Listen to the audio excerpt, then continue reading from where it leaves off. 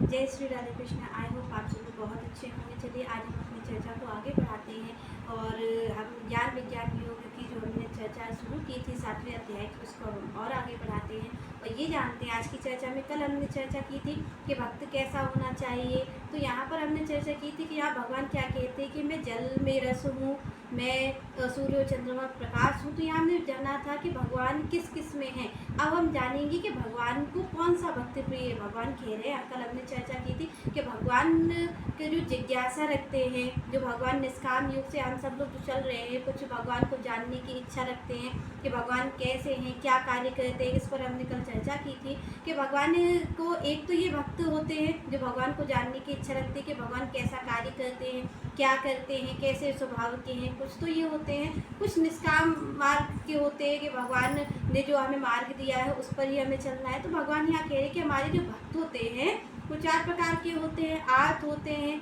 और आपके निष्काम कर्म योग के होते हैं, जिज्ञासु होते हैं। तो यहाँ पर भगवान चर्चा करें कि भक्त जो मेरे होते हैं वो कई प्रकार के होते हैं। आपने देखा होगा कुछ जानने की जिज्ञासा रखते हैं, भागवत सुनते हैं कि भगवान कैसे हैं, ये जानने की जिज्ञासा होती है तो लोग भागवत सुनते हैं। कुछ निष्काम कर्मयोग का पालन करते हैं, जैसे कि गीता में कह रहे हैं भगवान कि यहाँ पर निष्काम कर्मयोग करना चाहिए, तो कुछ इसका पालन करते हैं। भक्त तो कई तरीके के होते हैं, पर भगवान को कौन सा भक्त प्रिय। यहाँ पर जो 7वां अध्याय है ज्ञान विज्ञान योग, तो यहाँ सबसे पहले भगवान इस चीज़ को बता रहे हैं हमें और आपको कि उन्हें कौन सा भक्त सबसे प्रिय है। तो भगवान यहाँ क्या कह रहे हैं कि भक्त तो 4 हैं, चारों ही मेरे भक्त हैं, वो कौन सा भक्त मुझे सबसे प्रिय है। वो भक्त उन्हें प्रिय है जो एक ही भाव से स्थित हुए नित्य उनका चिंतन करता है। भगवान यहाँ कह रहे हैं कि जो नित्य मेरा चिंतन करता है, एक ही भाव से चिंतन करता है, वो ज्ञानी मुझे सबसे ज़्यादा प्रिय है। उस ज्ञानी को सबसे ज़्यादा प्रिय मैं हूँ। तो यहाँ पर भगवान कह रहे हैं कि हमारा जो नित्य चिंतन करता है, जो एक ही भाव रखता है, रोज अपने नए नए भाव नहीं बनाता, जो एक ही भाव रखता है, सबको एक समान समझता है, तो भगवान कह रहे उस ज्ञानी को, वहाँ पर भी भगवान क्या कह रहे हैं, ज्ञानी, उस ज्ञानी को मैं अत्यंत प्रिय हूँ और वो मुझे सबसे ज़्यादा प्रिय है। तो भगवान यहाँ कह रहे हैं कि ऐसा भक्त मुझे प्रिय है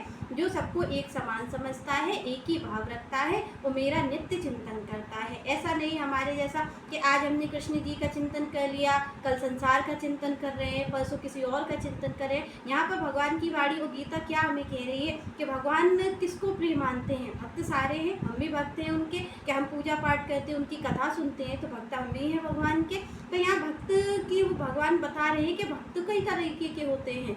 कुछ भगवान यहाँ पर गीता में कह रहे हैं कि जो देवता को पूजते हैं वो भी भक्त हैं मेरे, जो देवता को पूजते हैं वो देवता को प्राप्त होते हैं, यहाँ पर भगवान कह रहे हैं, और जो मुझे पूजते हैं वो मेरे प्राप्त होते हैं। तो भगवान यहाँ कह रहे हैं कि जो देवता को पूजते हैं वो उनकी इच्छा, उनके फल को मैं उसी स्वरूप में देता हूँ, जैसा वो जहाँ पर उनकी सिद्धि होती है, जहाँ पर वो पूजा करते हैं, उसी के रूप में मैं उनको फल प्रदान करता हूँ। यहाँ पर भगवान ये कह रहे हैं। और जो मेरे लिए यत्न करता है, मेरी भक्ति के प्रयास करता है, भगवान कह रहे हैं कि उसका क्या होता है कि वो मुझे ही प्राप्त होता है, मैं उसे अपनी शरण में ही लेता हूँ। क्योंकि देवता को कई तरीके के लोग हैं, आप और हम हैं, हर कोई तो कृष्ण को नहीं मानता, हर कोई तो कृष्ण की पूजा नहीं करता, सब लोग अलग अलग देवता को मानते। तो भगवान यहाँ कह रहे हैं कि जो देवता होते हैं, आप देवता को पूज रहे हो, वो लोग भी मेरा ही पूजन करते हैं, पर उसका फल क्या आता है। यहाँ पर कृष्ण को पूजा करने में और अन्य देवताओं की पूजा करने में, यहाँ पर कृष्ण क्या कह रहे हैं कि फल में अंतर होता है। क्या होता है कि जो अन्य देवता की पूजा करते हैं वो अन्य देवताओं को प्राप्त होते हैं, हालांकि भगवान ही है उनमें भी,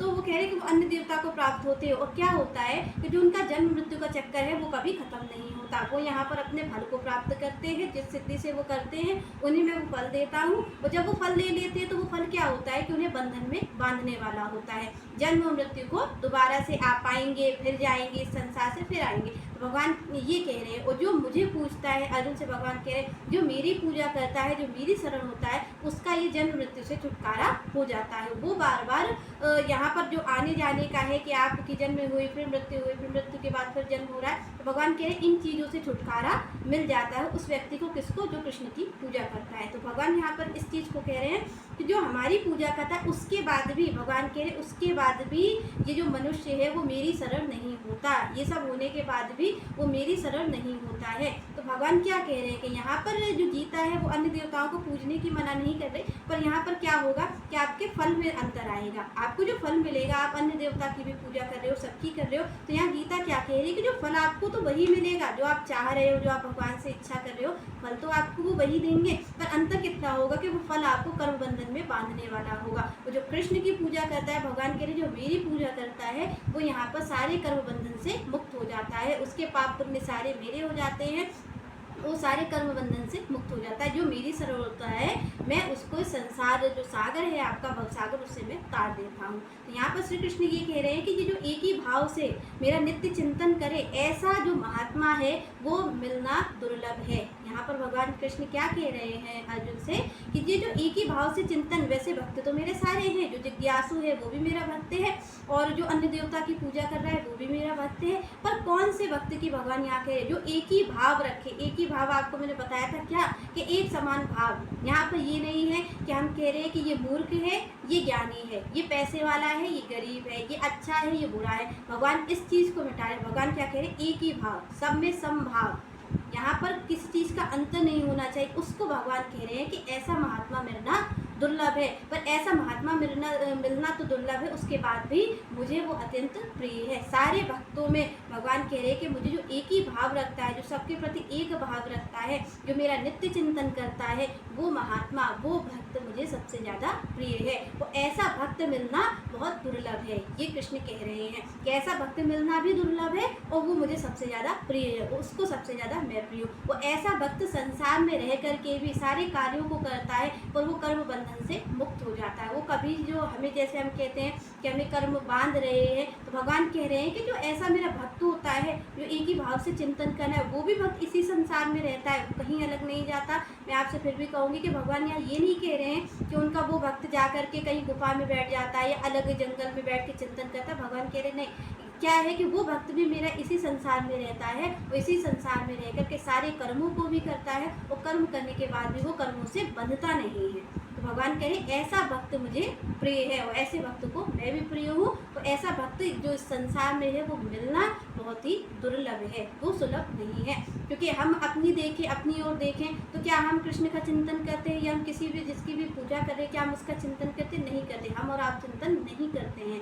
पर हम क्या करते हैं कि आज हमने इसकी पूजा कर ली, जन्माष्टमी है तो कृष्ण जी की पूजा कर ली, अदर डे आप आए तो सैटरडे को शनिदेव की पूजा कर ली। हमारा जो मन है वो स्थिर नहीं है। यहाँ गीता क्या कह रही है कि सबसे पहले क्या करना है, मन को स्थिर करना है। तो बात वहीं पर आ जाती कि हमारा मन बिखरा हुआ है, और हमारा मन इतना बिखरा हुआ है कि हमने आज भगवान को भी बांट लिया जगह जगह। तो भगवान इसकी मनाही नहीं कर रहे कि आप देवता की पूजा मत करो, और वो क्या कह रहे हैं कि इसका फल जो होगा वो अलग अलग आएगा।